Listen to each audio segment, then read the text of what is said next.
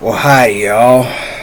I guess you're wondering, if you've been watching this channel, why I haven't done any Uber videos lately. You're probably not the same people watching my channel regularly. I haven't checked my comments section to see if I got any new subscribers, or I haven't checked my YouTube channel to see if there's comments on any of the videos. So far there hasn't been, but I'll check. I'm surprised if there's not, because there's a lot of Uber drivers out there that are always posting videos about their experiences, and I posted mine. But I decided to give my Uber account a break for now. Well, actually I had to, because Hertz overdrafted my account, but it was my fault because I didn't pay attention to detail. I could have went out and did trips. I had 2 days left to fill up those trips. I could have raised the extra 400 in trips, and got those 2 payments in time, but they charged me 4 payments in 1 week. I think it was 1 week. No, they charged me 2 payments 1 week, and the following week they charged me another 2 payments in the same week. That third payment, I was not ready for. That came out of nowhere, and I didn't have to hit the button. There's a button on the YouTube, oh my God, help me Lord, on the email page when they sent me the email letting me know that my account wasn't, upgraded, or however they put it. Even though because they had just changed policies where now you don't have to let them take the money directly out of your account immediately, that you can call them when you're ready, and they give you 2 days after your due date to do that. I didn't know that until around the time that my account went overdrawn, because they sent me the email and I kept trying to get them on the phone, and I didn't want to go to the people that I originally went to get the rental. I figure go to customer service, and the truth of the matter is, the information that you get from customer service and the information that you get from Hertz where you got your vehicle are 2 different things. If you go to customer service, they only go by your record number, and they go by when your account started, whereas the place where you rented the vehicle, they go by your current account. They go by the last time you made a payment, or the last time you renewed the contract. So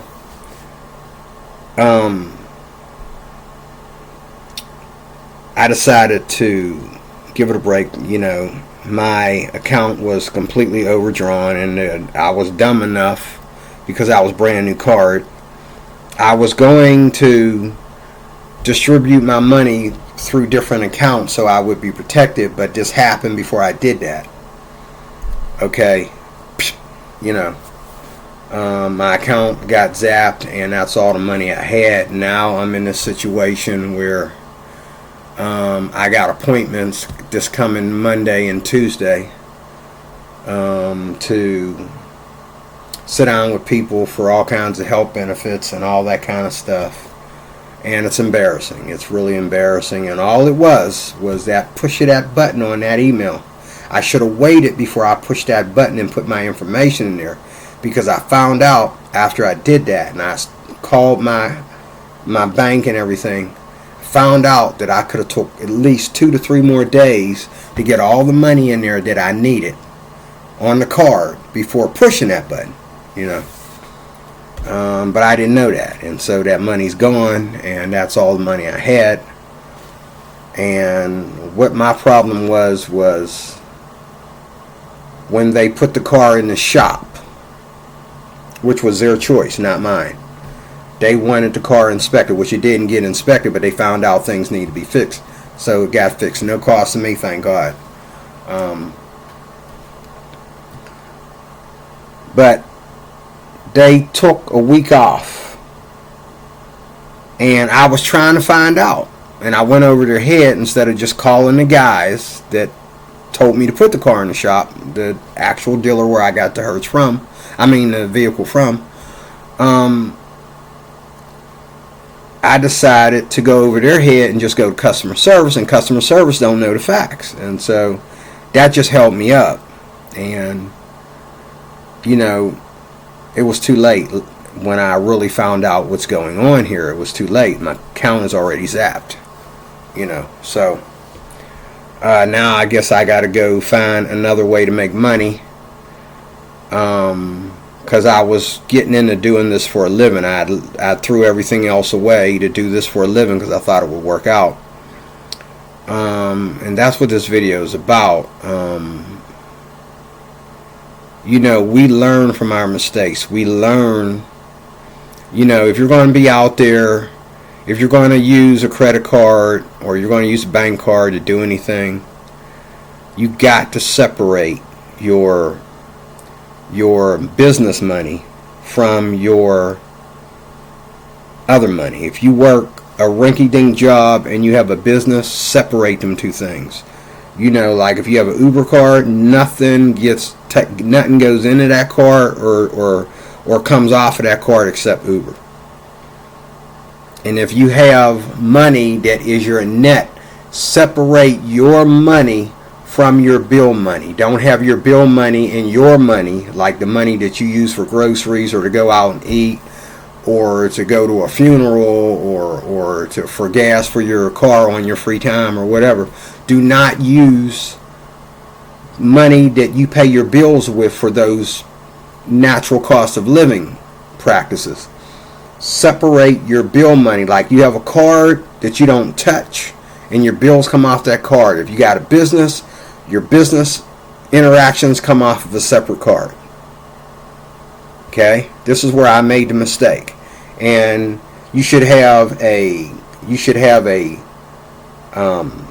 card that your business comes off of, and nothing goes in or out of there but business. You should have a card where your money from your job, if you have one, alongside the money that goes into the bank, your direct deposit.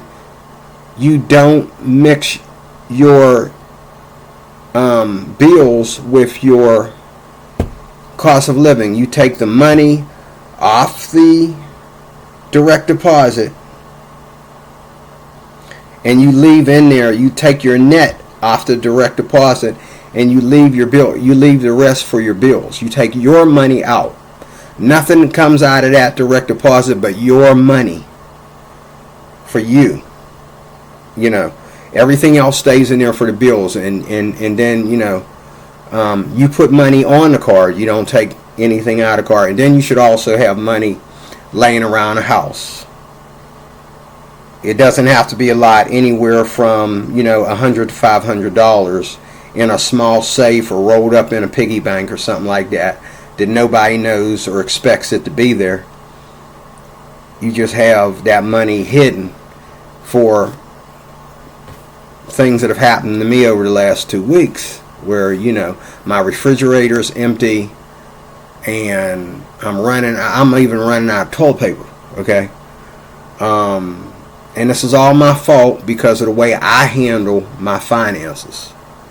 And, you know, God told me years ago, when I prayed and prayed and prayed, and I sat down with people in my church that were really good at their finances and they had their own businesses and stuff like that, they told me, D-Roy, you need to save money. Oh, that's another thing. You need to have a card that just saves money.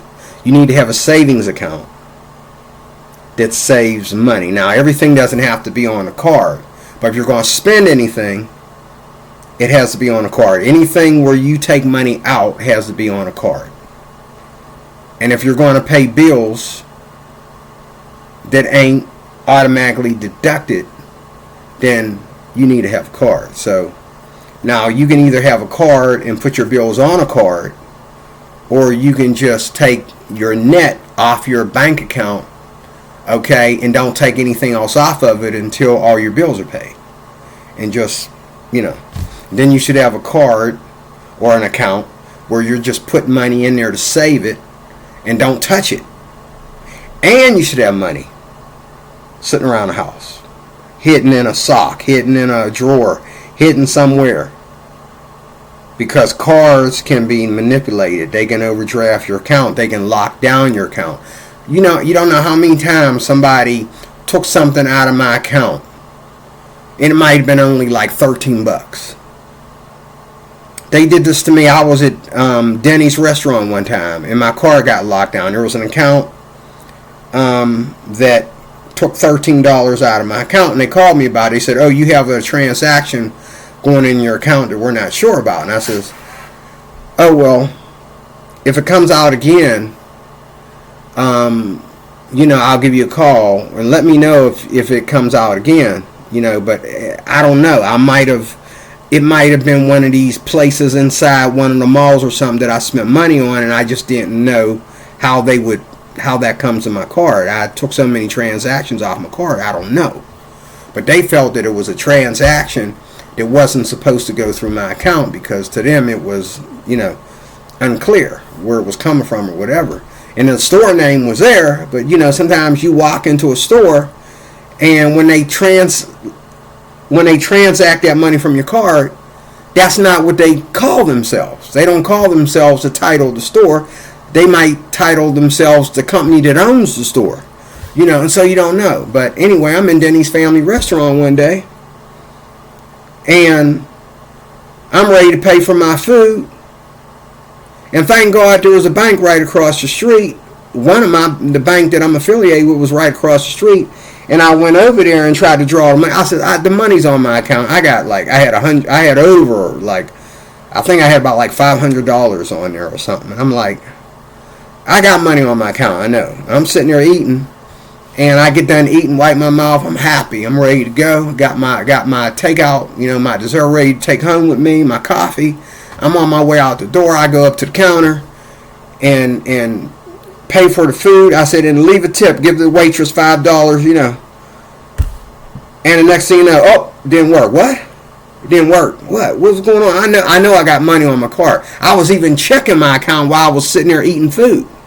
So I know the money's on my account, And I said, you know what? I said, try. She tried it like 4 times. Okay. Hold on. There was a Huntington Bank right across the street. Let me go over there. I'll go get you the money. I promise. You watch. So I go over there, and I couldn't use my card. It would come out and say, this card is locked, or however they pronounce it at the ATM. So I'm like, oh my God, what is going on? So lucky for me, it was a Saturday.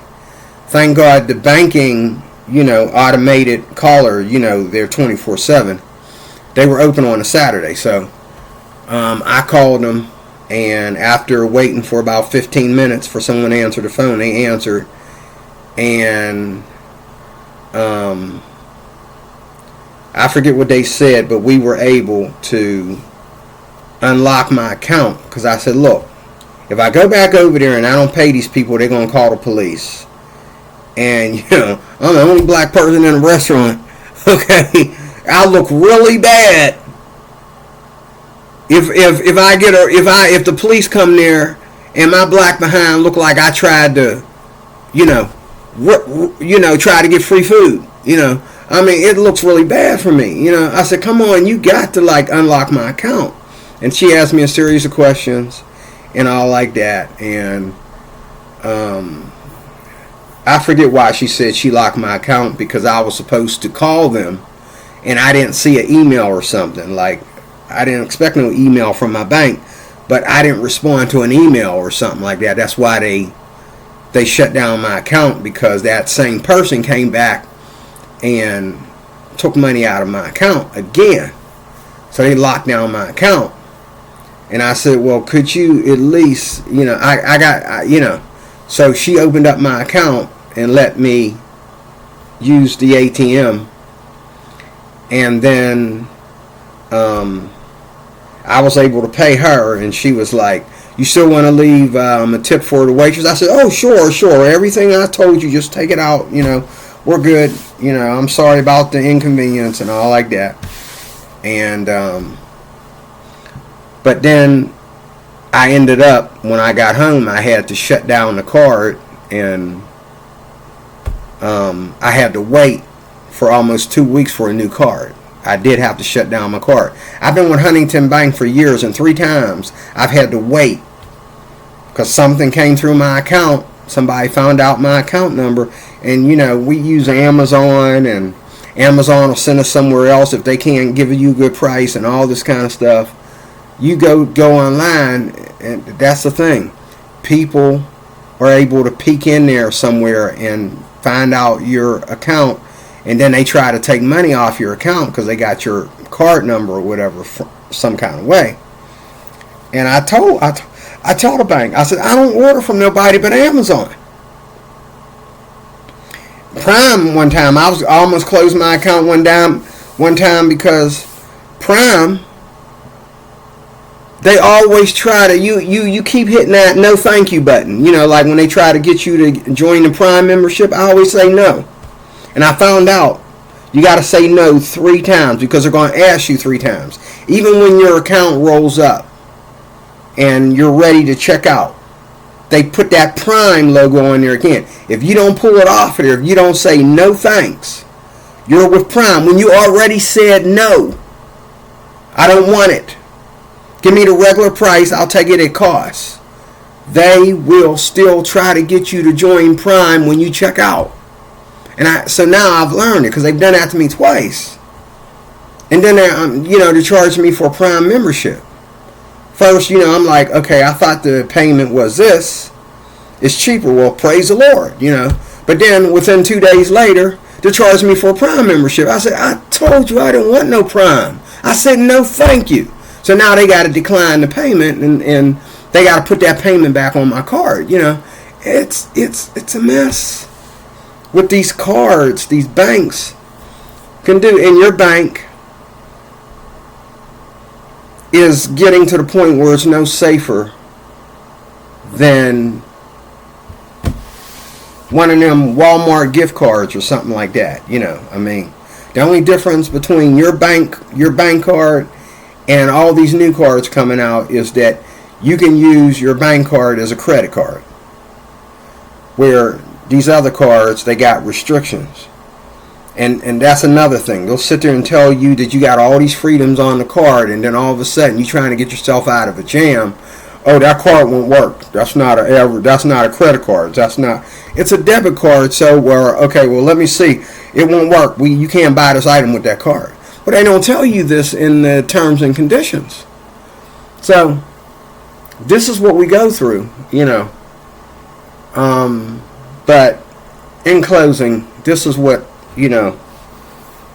I'll be probably within a year or two, I'll be hooking back up with Uber, whether I use my own car or get another rental. I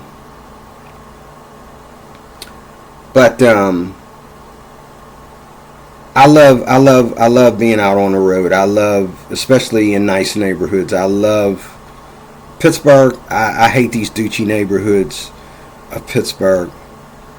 But since I've been home, stuck in the house, not having to do any work, I've been doing a lot of thinking and praying. And I watched a series of videos today on Hawaii and found out that I love Oahu the most. And as much as I hear about the cost of living in Hawaii, Oahu is everything I want in a state, in a city, the beauty of it, you know, the food, you know, driving past the water, free beaches. You can go get a lawn chair and sit somewhere and just enjoy the breeze. You know, the beautiful neighborhoods, it's like a cross between the Philippines. It's like, first of all, it's like the Philippines upgraded.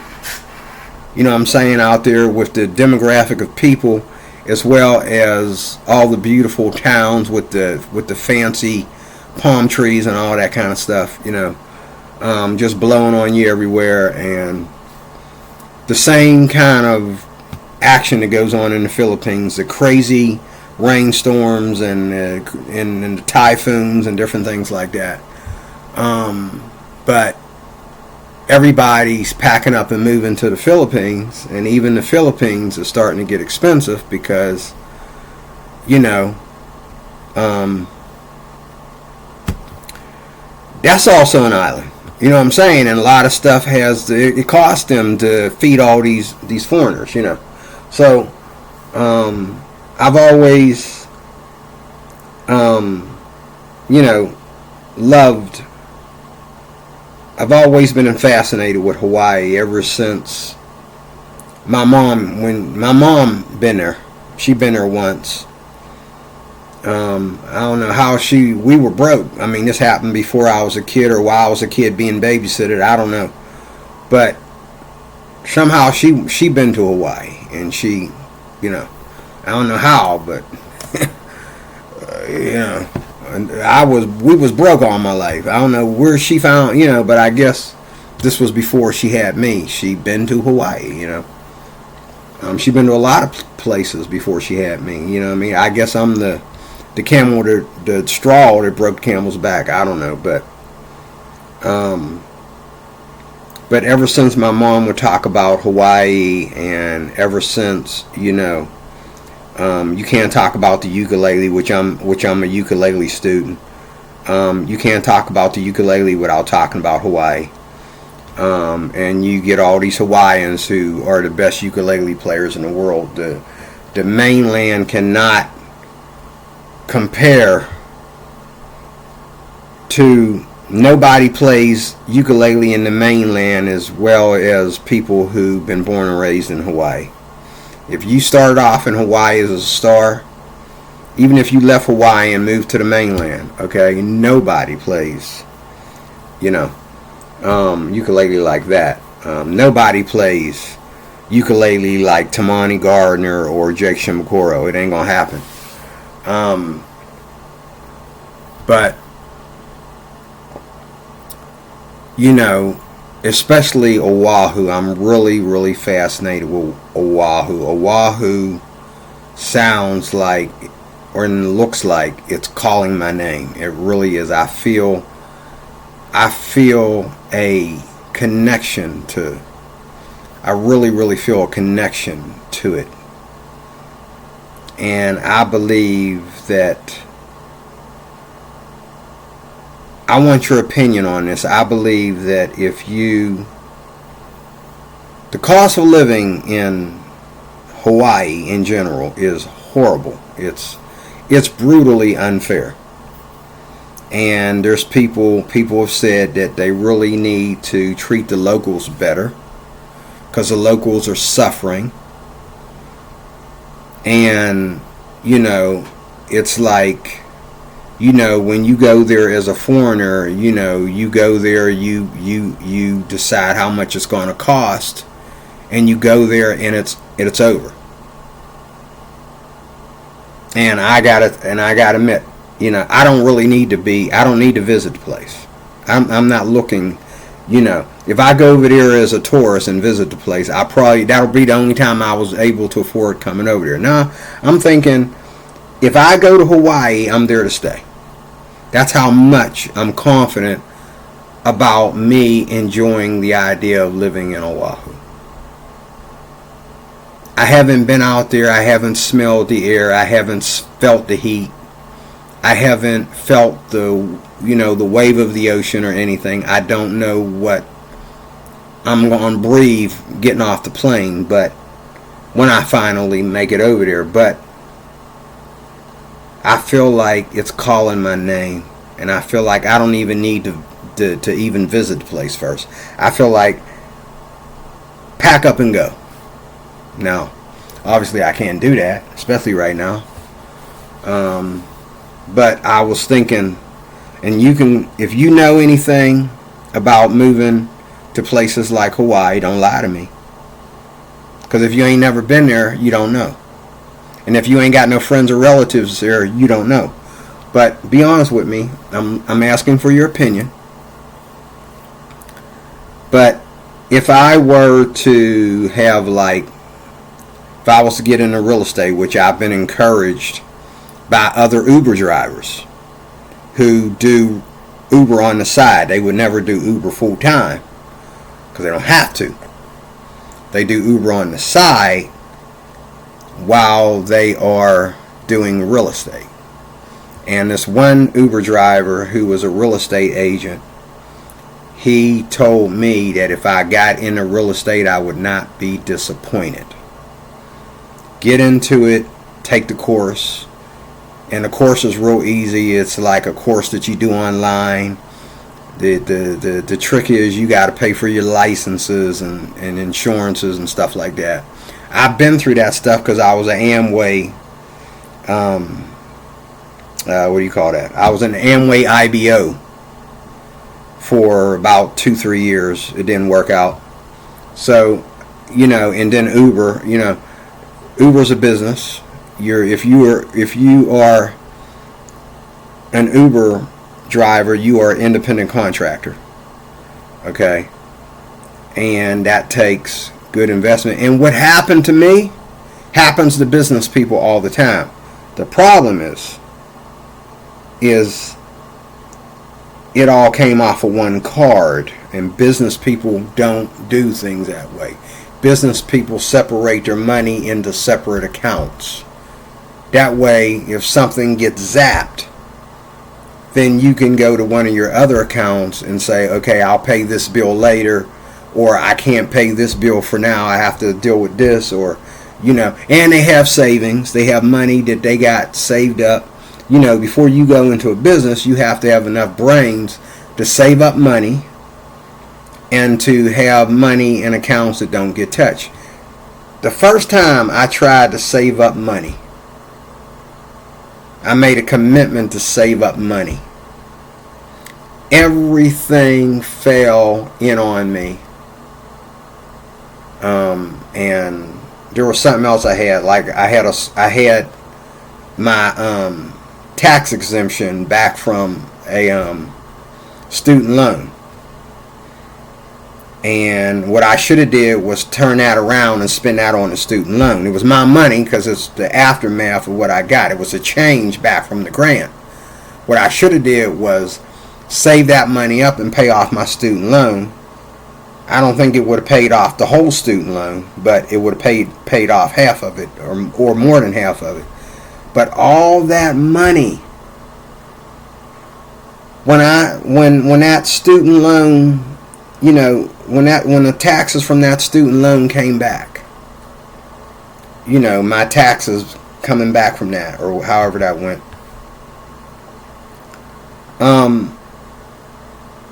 my car broke down, my rent was behind, and I had custody of my 2 daughters at that time, and they were young, and boom. And so I used the student loan to pay for that. Also, I had a friend who was homeless. She was about to be homeless. She got kicked out of her apartment. And, I took her shopping and all like that. I drove her all over the place to all her appointments and all like that. I spent a fortune on her and stuff because she had no money. And I didn't feel bad about what I did, but then years later it came back. I didn't know the student loan, what I owed, was going to be that high, and they kept bugging me, never did get paid. Every car I've ever had, I've never been able to pay it off. I hate buying, my ex-wife got me into using credit. Like, I did not use credit until 1992. Before 1992, I did not use credit. Everything I did, I saved up the money for. And I was able to save it up. But by the time I started using credit, the cost of living, it went up so high. Car notes. Buying a car off the lot. I mean, in the town I lived in, everybody was trying to sell you a lemon. Yeah, unless you was going to a regular Nissan dealer or a Toyota dealer or a Dodge dealer or one of them that also sold used cars, they were going to sell you a lemon. I know a woman who sold me a beautiful car for $1,500.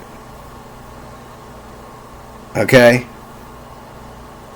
And she snatched my money and did all the paperwork and everything, and I drove out of the her lot, and I'm thinking, what's that smell? Okay, I'm gonna deodorize this. I don't know if they cleaned this car out or not, but so I felt some dampness in the back, and so I went to the car wash. And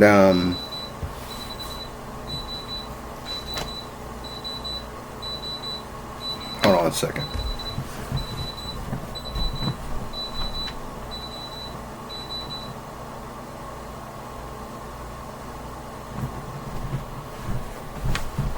So I went to car wash, and I vacuumed the thing out and took a shop vac and tried to dry the thing out. And I waited a day. And I kept spraying the car to, make it smell better. And people would get in the car and say, hey, where'd you get the nice car? And all this kind of stuff. And I said, I couldn't take the bus no more, And somebody could smell that it was an exhaust leak. And it was seeping through the car. He says, you're lucky you don't get sick. You're lucky this car don't blow up, So I took the car back. And the woman tried to argue with me and tell me it was all in my head. And then she tried to tell me, you bought the car as is. You knew there was... I looked at her, I says, are you really going to sell me a car with an exhaust leak in it? Really? I mean, how far you want to go with this? And we got in a heated discussion with it. And the dude said, hold on, let me go look at the car. Because he figured he don't want to pull me by my neck defending her and throw me out the door on the neck, by my neck. So, he went outside to look, and he says, you know what, it is leaking through the car. I don't know what's leaking through the car, but something is leaking through the car. So he finally took the car in the back and looked at it. He had to tell her the bad news. And she looked at him like, you dirty mother, because he told the truth, And he says, he whispered to her, letting her know, and I knew he was whispering to her, it ain't worth fixing. And she says, all right, I'll put the money back on your card, And she gave me my money back, But how many times in my old town did they try to sell me a lemon? I mean, there's people that got up in my face and tried to threaten me to take a car that I didn't want to buy. You want to buy this car or not? I says, well, I got a friend who's a mechanic. He wants to look at it first. So if the car's still here tomorrow, I said, well, go ahead and sell it then. But if not, I got a friend that he's a mechanic. I told him there's something clicking. There ain't nothing clicking. I said, there's something clicking. I don't know if I want to buy it like that. These kind of cars click, And he wouldn't let me do it. He says, you're not bringing no friend up here. Either you buy the car now or you get out of my face. People were rude, because they were all selling lemons. They finally closed them down. They finally went bankrupt, and people started taking their cars back up there and calling their lawyers and stuff, and they finally, there's about 4 or 5 car lots in that town, that are now, closed down because, some of them, couple of them out of the 5 decide to start selling honest cars, but there's like a whole line, there's a whole boulevard of different cars, and they were trying to sell me these, and don't get me wrong, the cars were like really cheap for the price. I mean, compared to other cars, the same make and model and year at a different lot. But man, you don't want to drive out of the lot and then you get down to the light and the car breaks down on you. You don't want to pay your money on. I don't care if you're paying $500 on something like that. You don't want to get down to the end get to the light and the car breaks down. You don't want to have the car overnight and then all of a sudden the engine locks up on you because, and all these cars, you spending cheap money on them, they're going to have, high mileage on them. So, and that's my other thing about Uber and having my own vehicle, because all the cars I get, they start off with a little bit of a high mileage unless I get a second-hand vehicle, which I've never been able to get a second-hand vehicle. I've always had to get vehicles from these people. Now, there's some honest ones out there, and usually they're dealers that will sell you a good used car.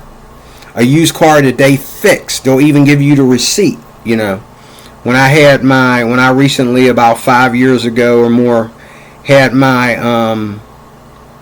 Oldsmobile. I had a beautiful black 8-cylinder Oldsmobile. That thing was a beauty, and it drove like a champ, and it never broke down on me. I forget what happened.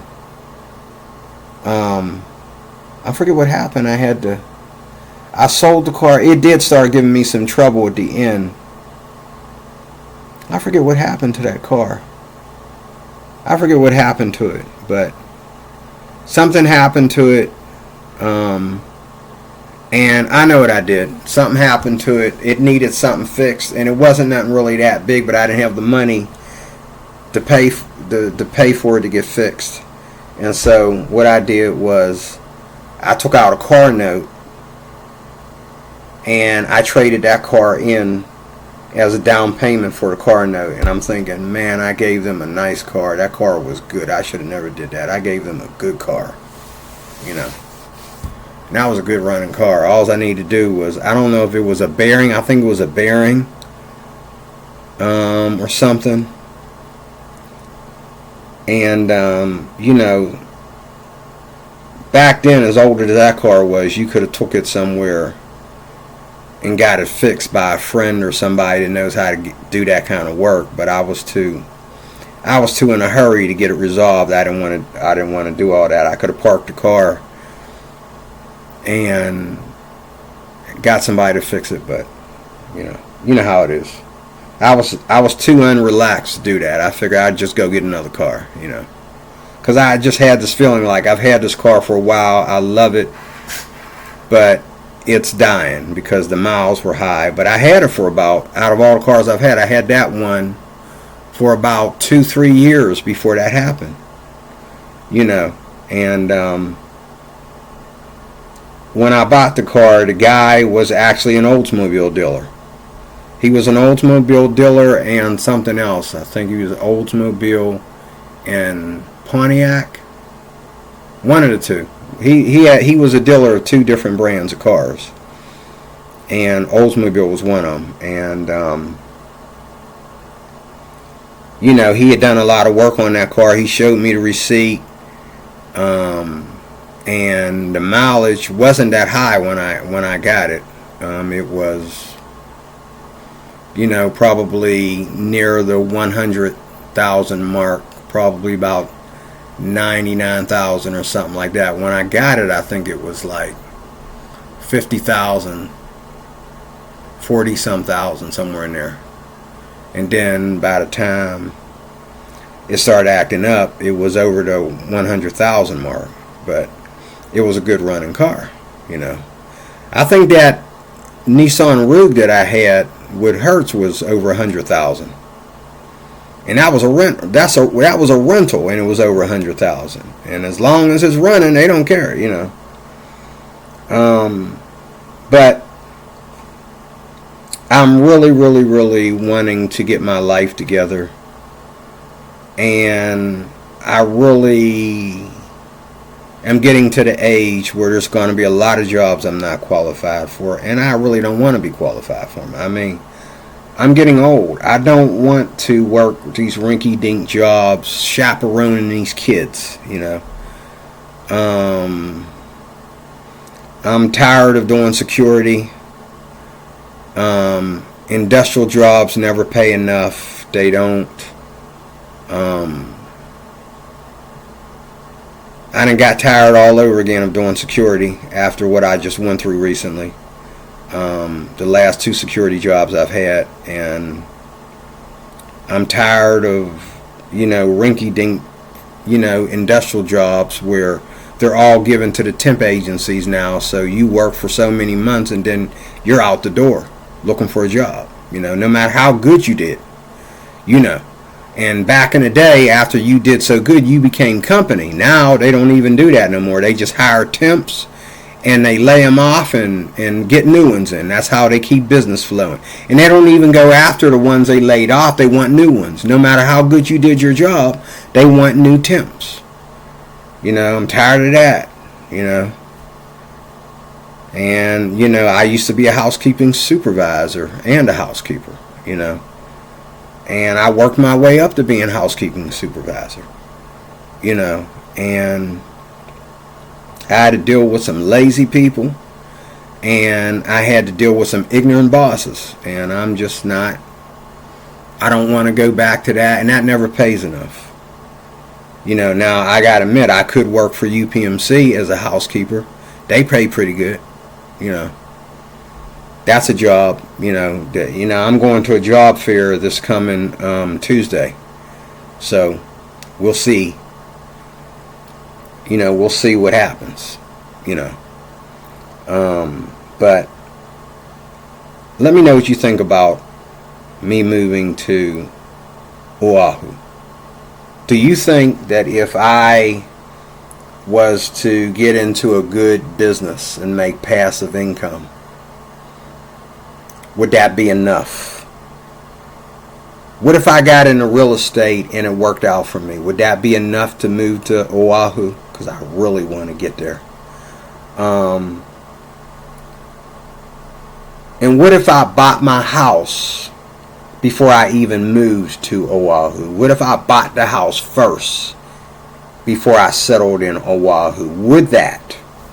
Those are the 2 questions I want you to answer. Would that make the cost of living in Oahu easier for me? Let me tell you again the 2 questions I want you to answer in closing. If I get into a business that would give me somewhat of a passive income, like real estate, it starts working out for me, would that be enough money to live in Oahu? And if I were to buy my house straight cash, no mortgage, straight cash, the taxes are high, but straight cash, no mortgage, buy my house, and they always charge you cheaper on anything, houses, cars, or whatever, when you pay straight cash.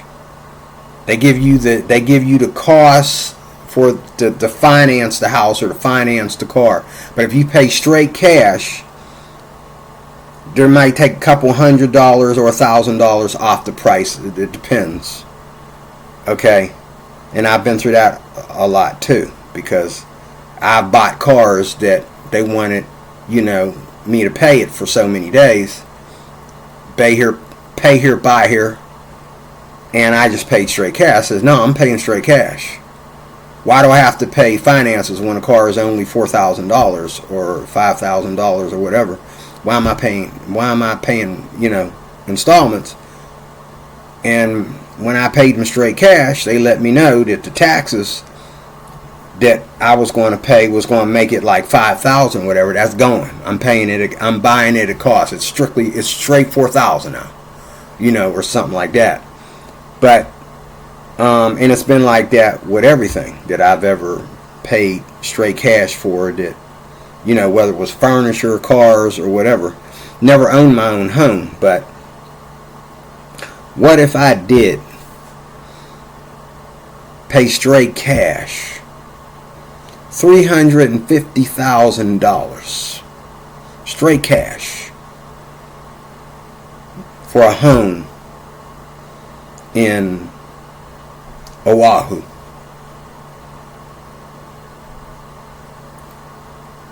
Would that help me live good in Oahu? Would I be able to beat the cost of living? Or do I need two businesses? Or do I need to do my business in Oahu and make Oahu money? Which, from the videos that I watched today, that's not going to happen. Okay? Most of the people that are doing business are from outside the state anyway. So I don't understand the people that live in the state. They're making their money. They got to be doing what I'm trying to do. They got to be making their money in the States and bringing it into Oahu. It's all American money. Okay? So let me know what you think. I'd like to know what you think. And I'm never going to stop doing Uber. I found out today you can do Uber in Hawaii easily. Uber and Lyft, you can do it in Hawaii as well. People are doing Uber in Hawaii, and I found out they got Arby's out there. Matter of fact, in Oahu, they got 3 Arby's. They got an Arby's in each town in Oahu. Only one in each town. One or two of them towns, they don't have an Arby's because they're such small towns and they're so hillbilly that, you know. But, you know, in Waikiki, in Honolulu has 2 Arby's. I forgot. Honolulu has 2 Arby's. And then there's another Arby's. There's one in Waikiki. You know, you got to have an Arby's or I'm not coming. Because Arby's is my #1 favorite fast food. I found that out just recently doing Uber trips. Arby's has really grown to the point where it is my #1 kitchen. I love Arby's. I still love McDonald's. I don't care if they're feeding me pus or oil out of the ground or whatever people say they're feeding me. I love me some McDonald's, especially McDonald's breakfast, but Burger King breakfast is better. I don't know if they have Burger King, and you know, but they got beautiful malls, and you know, I'm not moving to Oahu to live like a local, like a civilian. I want to move to Oahu, and I want to live middle class. If I can't live middle class, I'm already living like a bum here. Okay? I'd rather stay here on the mainland if I got to keep living low income. If I got to keep living on a fixed income. But do you think if I start a business and that business starts to, you know, progress, and if I pay my mortgage, pay my house off up front, before I even settle down in Oahu, do you think that would be enough for me to live there easily? Because, again, I don't want to live like a bum. I don't want to live like a local. I want to live like a middle-class American. When it's chilly outside, I'm wearing my overcoat and my dress-down, button-down shirt. I'm looking sharp. I want to look like a man that got money. And I don't want to be lying when I put them clothes on. Okay? So, you let me know. This is how I get you to put comments on my channel. You let me know what you think. Have you been to Hawaii or any of the islands of Hawaii? Do you live in Hawaii? Did you leave Hawaii? Are you interested in, like I am, in moving to one of the islands of Hawaii? Do you think living in Hawaii is totally, it never works, or is some other reason why you think it's unsafe to live in Hawaii? You let me know in the comments section, and I hope you do, and I'm gonna be mad if you don't. But I will see you later with more. Thank you. God bless you. Have a great night.